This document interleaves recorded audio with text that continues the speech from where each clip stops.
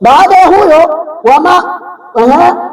wa mahiri taria, alimtafuta mtu ambaye anafahamu, yani mjuzi. Maana bwana, wakati wa kuondoka ni nyakati za kuondoka kificho ficho, kisirisiri. Kwa hiyo katika miji yoyote kuna njia maalumu ambazo ukipita njia hizo inakuwa kama umesikia. Mjuzi wa njia pia ambaye aliwaelekeza njia hii ni salama zaidi, tukipita inawezekana tukafika mahala tuendako kwa usalama. Abubakari, lakini pia alimchagua Abubakari katika safari yake kwamba wewe utaambatana na mimi wakati wa kuelekea Ali, na aliteuliwa Ali ambaye atakaa pale wakati mtume arejeshe dhamana za watu ambazo mtume alikuwa yuko nazo. Alhamdulillah, nahmaduhu wa nasta'inuhu wa nastaghfiruhu wa nastahdihi wa na'udhu billahi min shururi anfusina wa min sayyiati a'malina. Man yahdihillahu fala mudilla lahu wa man yudlil fala hadiya lahu. أشهد أن لا إله إلا الله وحده لا شريك له، وأشهد أنه أدى الأمانة وبلغ الرسالة ونصح الأمة وكشف الله به الغمة وجاهد في الله حق جهاده حتى آتاه اليقين. اللهم صل على محمد وعلى آل محمد كما صليت على إبراهيم وعلى آل إبراهيم، وبارك على محمد وعلى آل محمد كما باركت على إبراهيم وعلى آل إبراهيم في العالمين إنك حميد مجيد. وبعد،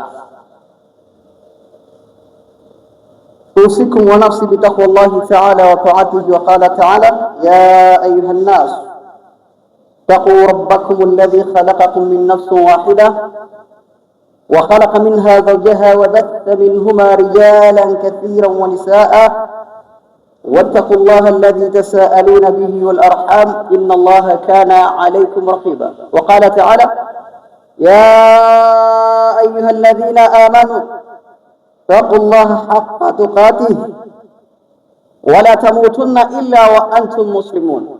وقال أيضا: يا أيها الذين آمنوا اتقوا الله وقولوا قولا سديدا يصلح لكم أعمالكم ويغفر لكم ذنوبكم ومن يطع الله ورسوله فقد فاز فوزا عظيما. وبعد، أما بعد، kumhimidi Allah subhanahu wa ta'ala na kumtakia rehma Mtume sallallahu alayhi wasallam. Kwa hakika ikhwani, naihusia nafsi yangu kwanza sambamba na kuzihusia nafsi zenu katika kurejea kwa Allah katika taa yake. Hakika si bora katika rangi ama uzuri wa muonekano wala kwa kabila ama utaifa aliyokuwa nao kwa kadiri ya haja, bali mbora mbele ya Allah subhanahu wa ta'ala ni yule mwenye kumcha Allah subhanahu wa ta'ala. Tumetoka katika semina, tumetoka katika kujifunza namna gani ya kuelekea ucha Mungu na nini tunapaswa tuendelee kuwa nacho katika hayo tuliyoyavuna katika nyakati iliyopita. Tangu Ramadhani iishe mpaka huu muda ninaozungumza, tayari tuna siku 8 ama 7 kulingana na imani ya mtu au mafungamano alipoyagemeza. Kwa hiyo tunatakiwa machumo tuliyochuma na mafunzo tuliyoyapata katika namna ya kusaidiana, namna ya kuishi kidini, namna ya kuishi na athari, namna ya mbalimbali katika Uislamu, ndio mafunzo ambayo tunapaswa tuendelee kuwa nayo katika maisha na masiku yanayoendelea. Ndio maana tukaambiwa la'allakum tattaqun, yani ili tuwe sisi ni wacha Mungu au tuupate uwacha Mungu, tuuelekee ucha Mungu. Kwa hiyo ucha Mungu usiishie ndani ya Ramadhani, kama mtu amemaliza Ramadhani kamaliza swala, kamaliza Ramadhani kamaliza sadaka, kamaliza Ramadhani kamaliza kila haja mbele ya Allah subhanahu wa ta'ala. Isiwe hivyo, bali umeisha Ramadhani ndio wakati muhimu hasa wa kuendelea kujikita mbele za Allah subhanahu wa ta'ala, kwa sababu msimu wa ofa umepita. Sasa ni msimu wa mpata mpataye. Ikiwa kulikuwa kuna ofa kabambe, daraja mbalimbali zilipandishwa ndani ya Ramadhani, basi huu msimu ni msimu ambao ndio unatakiwa umakini wa hali ya juu zaidi, kwa sababu kila unachokifanya kinalipwa kwa malipo ya makadirio ambayo Allah ameyataka. Lakini tufahamu pia tuko ndani ya mwezi wa Shawwal, ambayo leo ni mwezi 8 ama 7 kulingana na mafungamano ya mtu. Basi tufahamu ya kwamba pia kuna ibada ya kufunga 6 Shawwal ambazo zimekokotezwa na Mtume sallallahu alaihi wasallam. Sasa jitihada yako ya kuziangalia 6 Shawwal hiyo unaifunga vipi katika masiku haya 29 ama 30, basi unatakiwa nawe uyaone na kuyaangalia kwa jicho lililokuwa bora, kwani ndani yake kuna faida kubwa zinazopatikana, na mashehe walishapita katika mimbari mbalimbali kuyazungumza haya ili kutoa tahadhari na kuendelea kuhusia na kutoa tambihi mbalimbali ili watu warejee kwa Allah subhanahu wa ta'ala wakiwa wamesalimika. Ikhwani, huo ulikuwa ni mukaddima katika sehemu ya mukaddima, lakini maddatul yawmi ambayo nimeipendelea kuja kuongea nanyi ndugu zangu katika imani, litakhdhiti fil Islam. Leo nimeonelea kuja kuongea na nyinyi mada iliyoipa unwani ya kwamba mipango katika Uislamu. Mipango katika Uislamu. Qala ta'ala, amesema Allah mtukufu, tabarakalladhi nazzala al-furqana ala 'abdihi liyakuna lil'alamina nadhira. Ametukuka yule ambaye ameiteremsha Qur'ani kwa mja wake, liyakuna lilalamina nadhira, ili iwe kwa ulimwengu ni onyo. Alladhi lahu mulku samawati, alladhi lahu mulku samawati, ambaye kwake yeye huyo Mola ndio mmiliki wa mbingu na ardhi. Walam yattakhidh walada, wala hakujifanyia yeye mtoto. Walam yakun lahu sharika fil mulki, na wala hakuwa na mshirika katika ufalme wake. Wa khalaqa kulla shay'in, na ameumba kila kitu. Faqaddarahu taqdira, na akakikadiria makadirio yake. Al-Furqan aya ya kwanza na ya pili. Ikhwani, fahadhihi al-aya, basi kwa aya hii tunabihuna an takhdhiti, inatuzindua juu ya kuwa na mipango. Alladhi huwa amru muhimu, mipango ambayo ndiyo jambo muhimu, yani huko kuwa na mipango ndiyo jambo muhimu. Fi maishatuna, katika maisha yetu. Fil aqsadi, katika mipango ya kiuchumi. Watadbir, katika kupangilia. Amru, katika kupangilia mambo. Walwasail, na katika mifumo ya njia. Wasaili imadda, wasaili ilmadiya, njia za kifalsafa. Walmaanawiya, yani tuwe na mipango katika mifumo ya kiuchumi, katika kupangilia mambo, na katika njia za kifalsafa. Ipi ni njia ya kifalsafa? Ni zile njia tunazozitumia kwa kutumia zana muhimu, namna gani ya utendaji. Ai, mfano fundi anajua kazi yake yeye, ili kazi kamilike lazima lipatikane kona bao, lipatikane kobilo, lipatikane katika zana muhimu ambazo hizo ndizo zitakazomfanya yeye kazi yake ile sawa sawa. Akikosa hizo kazi hakuna. Kwa hiyo mpangilio wa kazi zake anajua kabisa kwamba ili kazi yangu ifanyike lazima kobilo liwepo. Bila ya kobilo kazi itakuwa imeenda sivyo sawa sawa. Lakini bila ya chepe siwezi kuchanganya udongo nikatenda katika matendo yaliyokuwa mazuri zidi ya kazi yangu. Kwa hiyo haya lazima tuyafahamu. Lakini maanawia, mipango katika maanawia ni kule kujipangia utaratibu ambao upange ratiba zako kwamba nikitoka hapa nafika sehemu fulani, nikitoka sehemu fulani nitakwenda sehemu fulani. Kwa hiyo sio umetoka hapa lengo ni kwenda sehemu fulani kwa sababu muda haukusubiri, bali unatakiwa utumie muda vizuri katika mipangilio yako. Wewe ukapita katika kupita kwako ukakutana na mtu njiani akakusimamisha kwa mada ambazo hazina umuhimu na wewe ukakubali kuupoteza muda wako, wewe utakuwa umepoteza mipango, utakuwa umekwenda kinyume. Ndio maana baadhi ya watu katika maisha ya leo bila ya appointment huwezi kukutana naye. Lazima upange kwanza namna ya kukutana naye ndio ukutane naye. Hii sio uzungu, bali huu ni Uislamu. Ikhwan, haya lazima tuyazingatie katika maisha yetu. Wakadwatuna, na amekuwa huwa Rasulullah sallallahu alaihi wasallam, yeye mtume wa Allah, rehma na amani ziwe juu yake, hatata bikulli diqa, amekuwa yeye na mipango ya undani wa hali ya juu. Yani yeye Mtume sallallahu alaihi wasallam kiigizo chetu ambacho tunatakiwa tukitumie, kwa sababu yeye Mtume sallallahu alaihi wasallam kila jambo lake alilokuwa akilifanya alitumia utaratibu katika mipango ya hali ya juu. Yani mipangilio yake ilikuwa ni madhubuti katika kuyafanya mambo yake.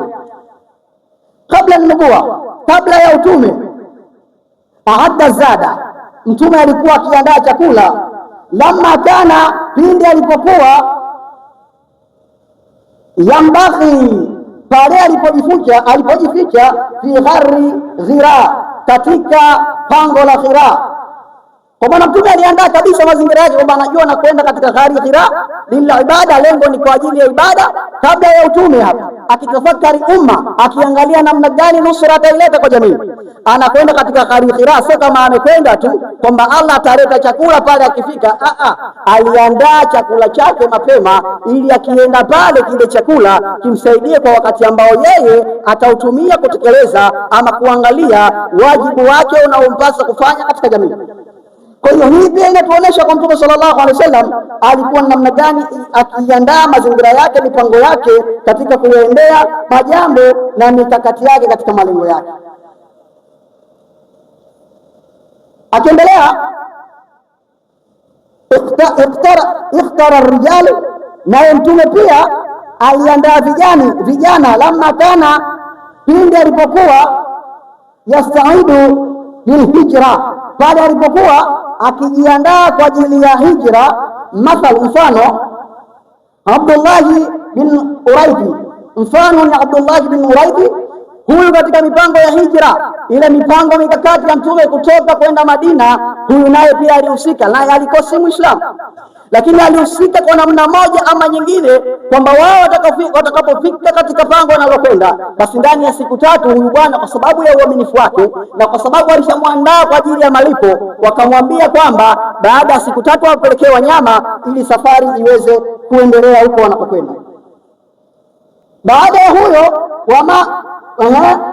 wa mahiri tariki, lakini pia alimtafuta mtu ambaye anafahamu, yani mjuzi wa njia.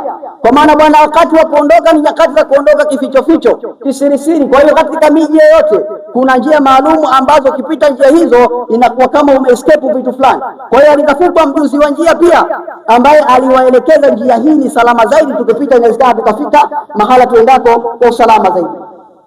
Wa Abubakari, lakini pia alimchagua Abubakari katika safari yake kwamba wewe utaambatana na mimi wakati wa kuelekea huko. Wa Ali, na aliteuliwa Ali ambaye atakaa pale wakati Mtume anaondoka, ili arejeshe dhamana za watu ambazo Mtume alikuwa yuko nazo. Wa Abdullah bin Abi Bakari, ambaye Abdullah bin Abi Bakari naye aliandaliwa watakapoondoka Mtume sallallahu alaihi wasallam katika safari yake na mipango hiyo, basi yeye aliandaliwa achukue wanyama, yani mbuzi.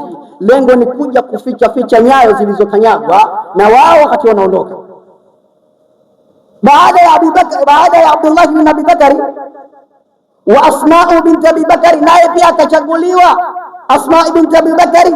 Lengo pia ni katika ile mipango ambayo yameshaandaliwa ya mambo, sio kukurupuka, ambayo kazi yake yatiahuma, au anawaletea wao habari wa taam, pamoja na chakula. Kwa maana wamekwenda, lakini washaandaa mipango yao. Tunafika hapa, kituo hiki itakuwa hivi, mazingira yatakuwa hivi. Hivyo ndivyo tunavyopaswa Waislamu, sio tukurupuke, alafu katika kukurupuka kwetu tunakuja kufeli, mambo yanakwenda tofauti. Huyu ni mtume wa Allah subhanahu wa ta'ala, ambaye ilikuwa inawezekana tu dua yake kwa Allah subhanahu wa ta'ala mambo yangalikuwa vizuri, lakini tunaonyeshwa sisi lengo tujifunze kuona nini tunapaswa kukifanya ili tufike kwa Allah tukiwa tumesalimika kwa mipango iliyokuwa madhubuti.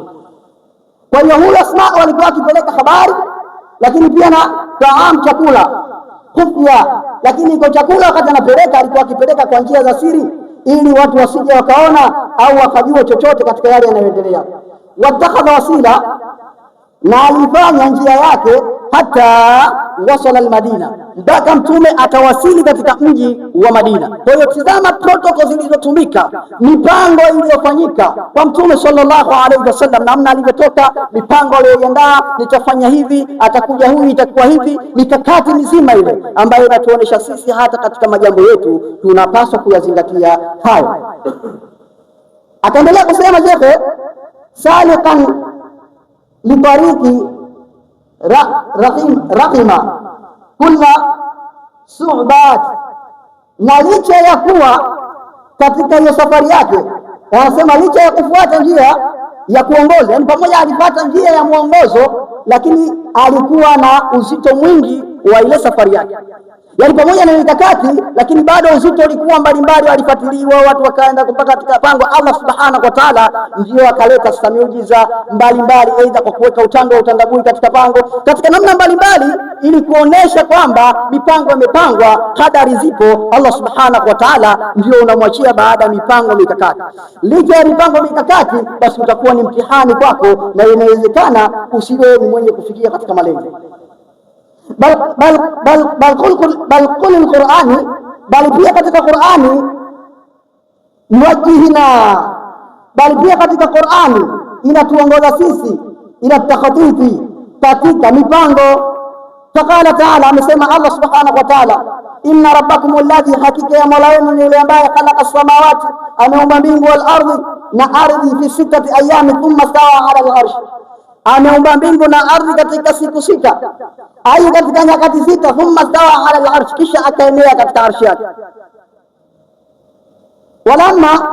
Walimadha qala, na kwa nini Allah subhanahu wa ta'ala aseme haya kwamba yeye ameumba mbingu na ardhi katika nyakati sita, hali ya kuwa yeye Allah subhanahu wa ta'ala inma amruhu idha arada shay'an an yaqula lahu kun fayakun, hali ya kuwa Allah alikuwa na uwezo tu kwa kauli yake, yani yeye anaweza kukiambia chochote kwa kauli yake kwamba kuwa kikawa. Kwa nini asingeiambia ardhi kuwa? Kwa nini asingeiambia mbingu kuwa? Lakini Allah akajalia kuumba hivyo katika nyakati sita, katika masiku sita, sio masiku yetu ya kuchomoza na kuzama kwa jua, lakini katika nyakati sita Allah anatuambia hivyo.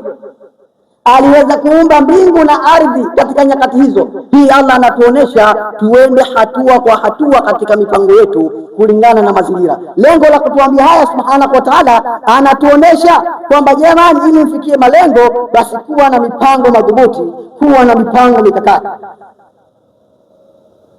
Wakala, na amesema ya ayyuhalladhina amanu, enyi ambao mlioamini, taqullaha waltanzur nafsun ma qaddamat lighad, enyi mlioamini mcheni Allah subhanahu wa ta'ala, na uangalie nafsi yako nini imetanguliza kwa ajili ya kesho. Kwa hiyo kuangalia kesho yako ni katika mipango, kwa maana ile kesho unaipanga leo. Ndio maana Waswahili husema kanzu ya Ijumaa hufuliwa Alhamisi. Usingoje Alhamisi ukafua kanzu utegemee kwenda nayo Ijumaa, huu utakuwa ni msiba, ndugu zangu katika imani. Kwa kuwa tuna mipango ya kesho, kwa kuwa kuna mipango ya kuiangalia akhera, basi anza kuitumia leo yako kuiandaa akhera yako. Kusanya thawabu zako maburungutu kama maburungutu, ambayo wewe yatakuja kukusaidia. Hapa pia inaingia hata katika hali za uzee, kwa maana unajua kabisa mimi kesho yangu ni uzee. Nitakapofika uzeeni, nini kitakachonisaidia? Nani atakayesaidia? Je, watoto? Je, watakukumbuka? Lakini ukiandaa mazingira na mipango mikakati iliyo madhubuti, utafika katika mwelekeo uliokuwa wa sawa sawa. Ikhwani, kwa hiyo tupange katika kesho yetu. والتخطيط للنبوة والتخطيط ينبغي أن يشمل مناحي na mipango inatakiwa ienee katika uhai wetu. Yani ile mipango yetu katika kila sekta ama kila idara lazima tueneze, lazima tutekeleze kwa kuonesha kwamba mipango imekaa namna kadha, nataka kuliendea jambo fulani. Jambo hilo katika kuliendea kwako unaliangalia kabisa, sio kwamba unachagua baadhi ya majambo ama unapelekea baadhi ya majambo katika mipango na mikakati yako, la, bali ieneze mipango yako na mikakati yako katika maisha yako kwa ujumla wake. Atakhatiti, katika kueneza mipango yake katika maisha haya, ni mipango ruhi, mipango ya kiroho ambayo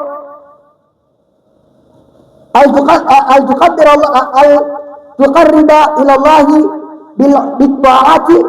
Moja katika hayo, kwa mfano katika mambo ya kiroho, ni kule kujikurubisha kwa Allah subhanahu wa ta'ala kwa taa. Wa takhtiti amali, mipango iwe pia katika namna ya kazi. At-takhtiti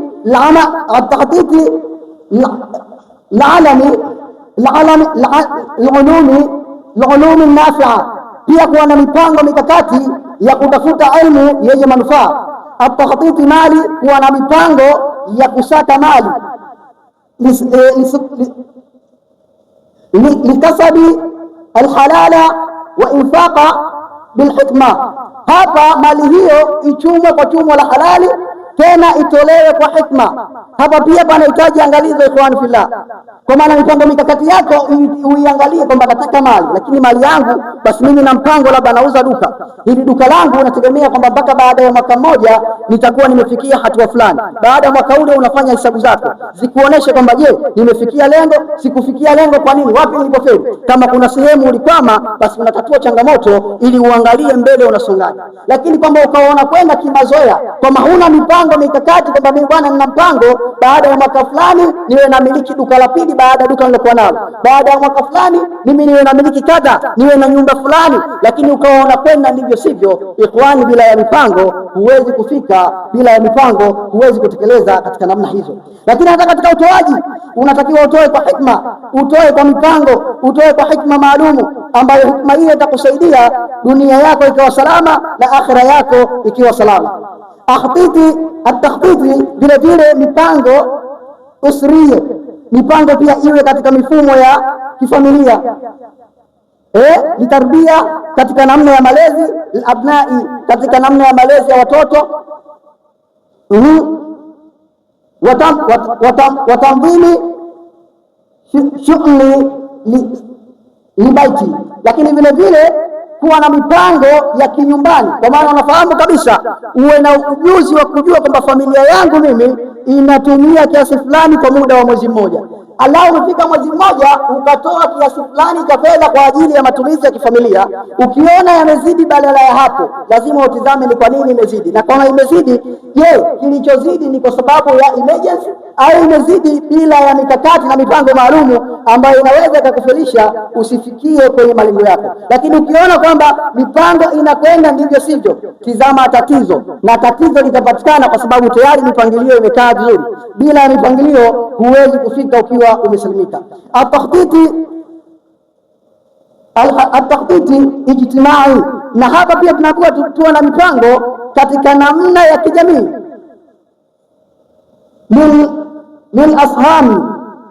Lilashami, kwa kule kujichomeka, fijidi, tena kujichomeka kwa jitihada, almujtamaa, katika jitihada, katika kujichomeka, ijtimai, katika namna ya kuihudumia almujtamaa, kuihudumia jamii. Kwa maana vile vile tunatakiwa tuwe na mipango ambayo itakuwa kazi yetu sisi ni katika hali ya kuihudumia jamii. Mfano, leo tuna watu mbalimbali wa mazingira fulani fulani, ikiwemo mayatima, wajane, lakini sababu na hao kuna watu maskini, mafukara, kuna watu ambao walokatikiwa na safari. Tuangalie mimi na wewe katika mipango yetu, hao watu wapo ndani ya mipango yetu? Kama hawapo, tunatumia mbinu gani kuwaweka ndani ya maslahi yetu, kuwaweka ndani ya mipango hiyo? Kwa sababu hii ni jamii. Mimi na wewe tushahudumia familia mara ngapi? Tushahudumia jamii mara ngapi? Tunawaangalia watu wenye makundi maalumu ambao sisi tunapaswa kuwazingatia katika maisha yetu, na ikiwa sisi hatujayafanya hayo, basi tufahamu kwamba tuna dhima mbele ya Allah subhanahu wa ta'ala, kwa sababu sisi ni Waislamu ambao tunatakiwa tusimame dhidi ya watu na jamii ambayo inatuhitaji sisi kuona kwamba tunawafikishaje nao kuelekea kwa Allah wakiwa wamesalimika. Barakallahu li wa lakum bil Qur'an al-azim wa nafa'ani wa iyyakum bi ayati dhikril hakim. Aqulu qawli hadha astaghfirullah al-azim li wa lakum wa li sa'iril muslimina wal muslimat wal mu'minina wal mu'minat fastaghfiruhu innahu huwal ghafurur rahim wa huwal barrul karim. Alhamdulillah hamdan kathiran tayyiban mubarakan fihi, salatu wassalamu ala rasulillah sallallahu alayhi wasallam, wa ba'd. Amma ba'da kumhimidi Allah subhanahu wa ta'ala, ikhwani, tukiendelea katika namna ya kuona namna bora ya kuwa na mipango katika maisha yetu, basi fawaid al-takhtiti, moja ya hayo kuna faida za kuwa na mipango. Albaraka, moja ya kuwa na mipango faida yake ni kuwa na baraka ambayo itasababisha kupata sisi neema za Allah subhanahu wa ta'ala, lakini Allah subhanahu wa ta'ala kutujalia sisi kuyatekeleza mambo katika namna iliyokuwa njema kwa kutumia wakati kwa uzuri zaidi. Lakini njia nyingine au fawaida nyingine ya kuwa na mipango litajunubi alqasali. Hapa pia ukiwa na mipango itakuepusha wewe na uvivu, walfawdhi, pia vile vile na fujo, kwa maana mipango yako itakufanya wewe ikuepushe na uvivu ambao utajua kwamba mimi nina ratiba fulani, ratiba hii natakiwa nifuate. Kwa maana kinyume na kuacha ratiba yako, basi utakuwa tayari umetekeleza uvivu au umefanya fujo, mfano wa yule ambaye anajenga hapa hajamaliza, kajenga pale hajamaliza, kajenga kule, hali ya kuwa kwamba inawezekana hata malengo asiyajue ya kufanya hayo, na mwisho wa siku ikitokea mtihani anajiona amefeli kuliko kwa kukubwa, kwa sababu kote hakufanyi kazi, hana sehemu inayomuingizia. Huu unakuwa ni mtihani. Hata sisi tunapotaka kulifanya jambo, tuhakikishe majambo yetu tunayapangilia katika namna nzuri, namna ambayo itatuepusha na uvivu na itatuepusha na fujo. Wawada alhadafi, na pia vile vile alkhadafi wadhiha, vile vile kuweka malengo wazi, kwa maana kwamba mipango tutakapoipanga itatufanya sisi malengo yetu yaonekane kuwa yako wazi, kwa maana itajulikana kabisa bwana huyu lengo lake ilikuwa ni kujenga nyumba ili apangishe, ama huyu lengo lake ilikuwa baada ya mwaka huu ana pikipiki, anategemea baada ya miaka 2 ijayo anategemea kununua gari ambayo itamsaidia kusurvive, gari ambayo itamsaidia kuyaendesha maisha yake na kufikia pale kwenye malengo yake. Kwa hiyo tahdidi itakapokuwa imefanyika vizuri, itaonyesha ama itakuonyesha wewe mwenye mipango kwamba nini unataka ufikie, ama watu unategemea kufika kulingana na mipangilio yako. Lakini vile vile Sheikh akaendelea kusema, anasema khutuwati takhtiti, hatua za kuwa na mipango. Moja ya hatua za kuwa na mipango ni kuwa na nia, kwa maana ukishakuwa na nia yako itakuelekeza katika mipango yako na kukufanya katika mipango yako ufike hali ya kuwa uko salama. Lakini vile vile al-istikhara, vile vile unapokuwa na mipango mikakati, kwa maana umepanga mipango yako na ukategemea kufanya jambo lako kwa wakati, basi lazima ufanye istikhara kabla ya kuanza jambo hilo. Ai khitwa katika hiyo mipango yako, swali rak'ataini, basi swali rak'a 2 katika kumwomba Allah subhanahu wa ta'ala akuwafikishe katika hilo unalotaka kuliendea. Wada ahdaf, vile vile kuweka wazi malengo yako wadhiha, yani ile kuweka wazi malengo yako yakawa yenyewe yanajionyesha, kwa maana ukawa na mtiririko maalumu, kwa maana mimi na lengo langu nikisha kulifanya hili, nikikamilika nitalifanya hili, nikikamilika nitalifanya hili, yani kwa maana unaenda hatua kwa hatua ambazo zitakufikisha kwenye malengo yako ukiwa umesalimika. Ingadu jadwali zamani, vile vile tuwe na maandalizi ya jedwali maalumu linaonyesha muda maalum, muda ambao aidha uwe muda wa siku au muda wa wiki au muda wa mwezi au muda wa mwaka, ambao muda huo utaonesha mipango na mipangilio uliyokuwa nayo vipi inaweza ikatekelezwa ama ikakamilika kwa mpangilio maalum. Na hapa tutazingatiwa hata kwa familia. Inawezekana kwamba katika familia kuna utaratibu fulani ndani ya nyumba, wazazi wakajitahidi kutengeneza mazingira hayo. Baada ya kutengeneza, mtoto afika kipindi akampokonya hata remote mzazi wake, kwa maana kwamba yeye kama yuko juu na anavunja utaratibu wa nyumbani, basi ikiwezekana mzazi huyu awe makini kwa mtoto huyu, kwa sababu malengo ya mtoto ni kusoma, sio kuangalia TV, sio ajiburudishe kwa kuangalia TV, sio malengo. Ndio maana malengo akaandaliwa mifumo maalumu, ataanza darasa la chekechea la kwanza, la pili mpaka la 7. Sasa hivi imepunguzwa mpaka la 6 kulingana na mazingira namna yalivyo, lakini akitoka hapo ataenda form 1, form 2 mpaka form 4. Baada ya hatua hizo, kwa maana tunakwenda hatua kwa hatua. Haiwezekani leo mtoto aanze darasa la chekechea baadaye aende darasa la 7, iki kitu hakuna. Lazima aende kwa hatua kwa hatua. Sasa umepanga mipango nyumbani, kwa maana ikifika saa 3:30 watoto wote wanapaswa wawe wamelala, lakini mtoto huyu mpaka saa 5 yuko macho. Akifeli katika mitihani yake na masomo yake, inawezekana sababu imeanzia nyumbani. Kwa hiyo lazima pia paangaliwe vizuri hapo katika namna ya jedwali lililoandaliwa ama ratiba uliyoiandaa nyumbani kwako, inafanya kazi vizuri, Je, inafuatiliwa? Na kama haifuatiliwi, inawezekana ikawa ni sababu ya myumbo kwa mambo yako ama malengo yako. Umempeleka mtoto shule afaulu, afike hatua zilizokuwa kubwa, lakini akiishia kati, hayo malengo yatakuwa hayajakamilika. Na kama hayajakamilika, wewe kama mzazi, jukumu lako ni lipi? Kusimamia mipango yako, kusimamia mikakati yako uliyoiweka, ili watu wote wawe katika usalama unaotakiwa.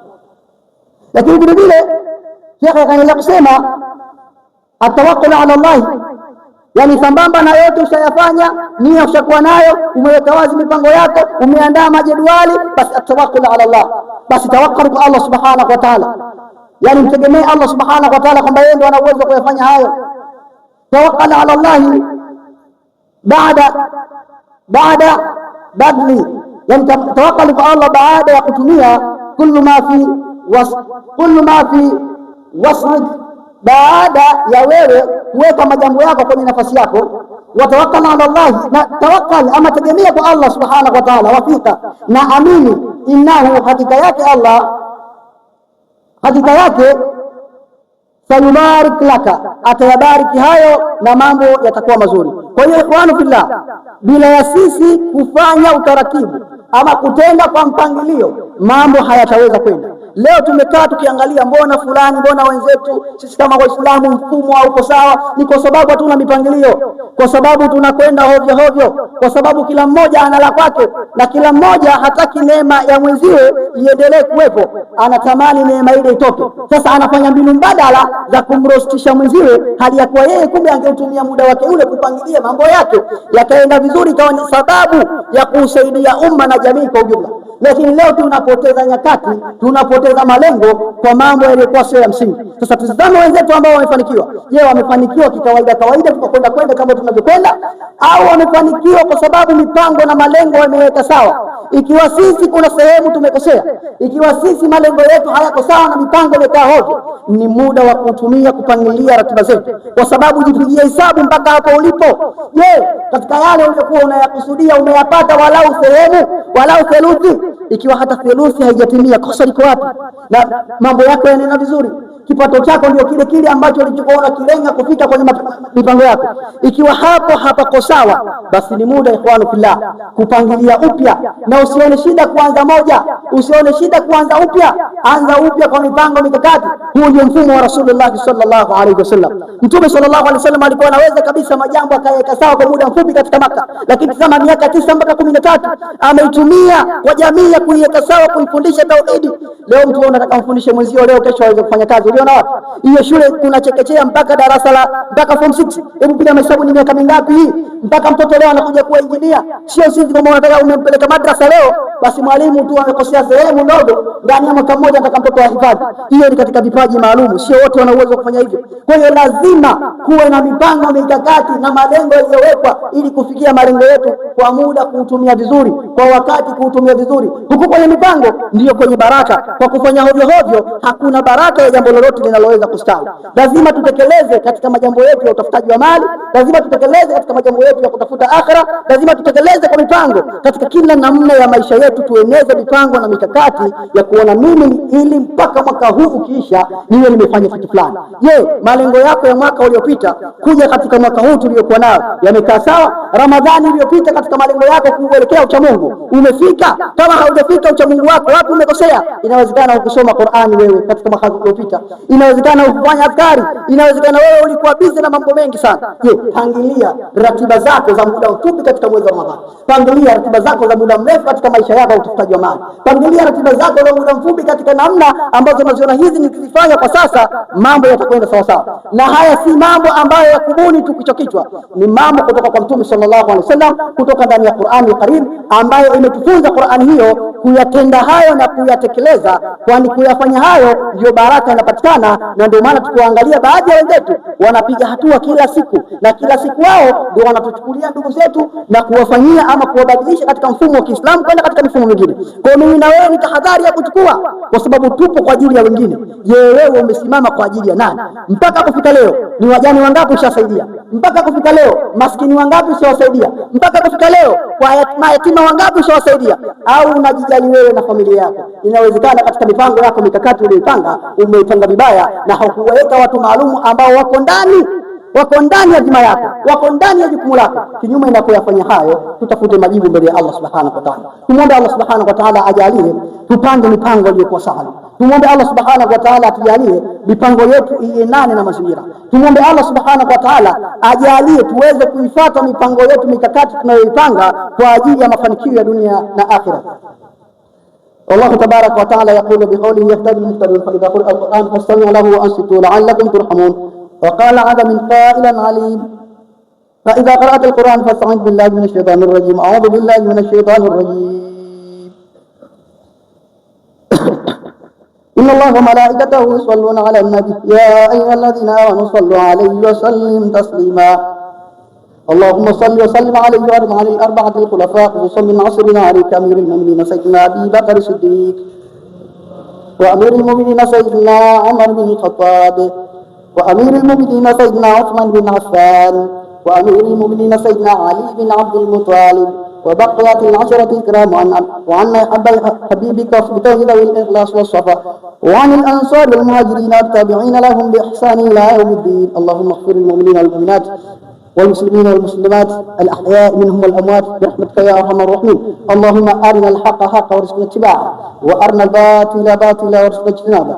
اللهم علمنا ما لم نعلم وفهمنا ما لم نفهم، أنت ربنا وأنت الحكم. عباد الله، إن الله يأمر بالعدل والإحسان وإيتاء ذي القربى وينهى عن الفحشاء والمنكر والبغي يعظكم لعلكم تذكرون. فاذكروا الله كثيرا لعلكم تفلحون. وأقيموا الصلاة.